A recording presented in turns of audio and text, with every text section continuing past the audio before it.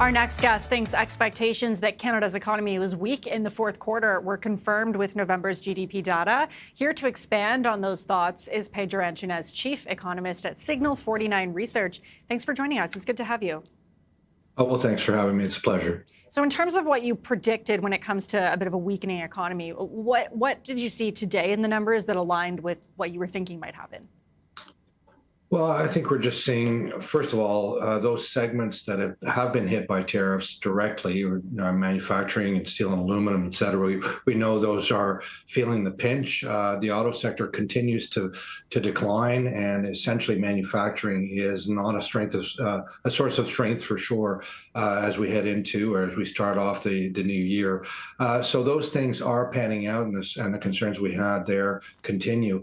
I think more broadly, though, the uncertainty around the tariffs and the tariff war and where the negotiations may or may not land us in the coming months and quarters, that is causing a decline essentially in hiring and investment, and certainly a decline in consumer confidence as well. So all of these things are just suggesting a very lethargic economy, no matter which industries you're really focused on. I take your point on that, but we're going to go through some of the industries as well. The goods producing industry obviously hit pretty hard, or at least it didn't come out looking too good after these numbers. Do you expect to see a similar contract in the future when it comes to the goods producing side of things? Well, there's temporary factors that hit, for example, especially on auto manufacturing. I believe that there was a shortage of semiconductors, again, due to supply constraints and some problems with just in general with supply chains. So that, in fact, Statistics Canada pointed to a 6.4% reduction in auto manufacturing. So that may, in fact, bounce back. What we do know is that the general trend in manufacturing is not very strong at all, again, given those trade pressures. Okay, so what about the manufacturing sector? That led contractions in November, due in part to tariffs. What else do you think was happening when it comes to the manufacturing sector? It's obviously just been hit so hard by these tariffs over the last couple of months. Yeah, well, it's interesting because, obviously we have specific tariffs in manufacturing on steel, aluminum, and on the auto sector.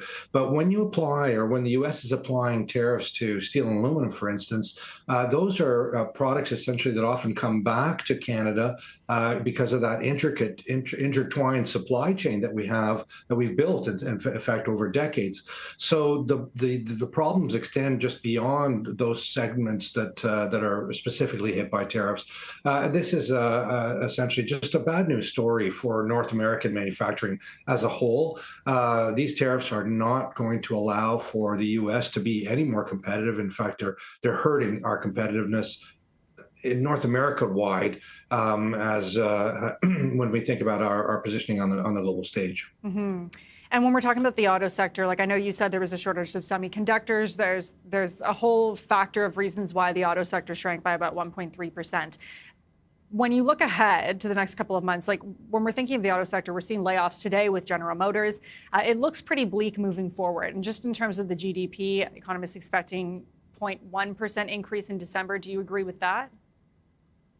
Yeah, that's the total GDP number that, in fact, StatsCan has published as a leading indicator for the next month.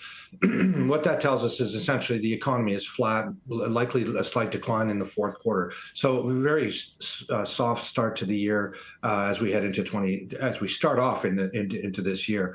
In terms of the auto sector, obviously this is going to be a continued pain point until we get something settled with the U.S. 85% of Canadian manufacturing is essentially destined for the U.S. market. And if we don't have free access, and if we have tariffs at 25% on Canadian content, that is not going to alleviate the situation anytime soon. In fact, it likely is going to continue to get worse. So the trade deal is an absolute necessity for, I think, the auto sector. We are hopeful that we'll see some signs or some settlement of a trade deal, but we're not seeing that pan out in terms of increases until next year, likely. And obviously, the federal government, the prime minister, traveling around the world, trying to secure some other trade agreements with other countries. But that's, I'm assuming, correct me if I'm wrong, that's probably not enough compared to what we need. Like, I take your point. We need that free trade agreement cemented with the U.S. and Mexico. Yeah, I mean, we're moving. I think our trade is moving, and we're looking at other markets. The trade deal with China, for example, that was just recently agreed to, this really helps in terms of some of our agri-food products, as we're aware of.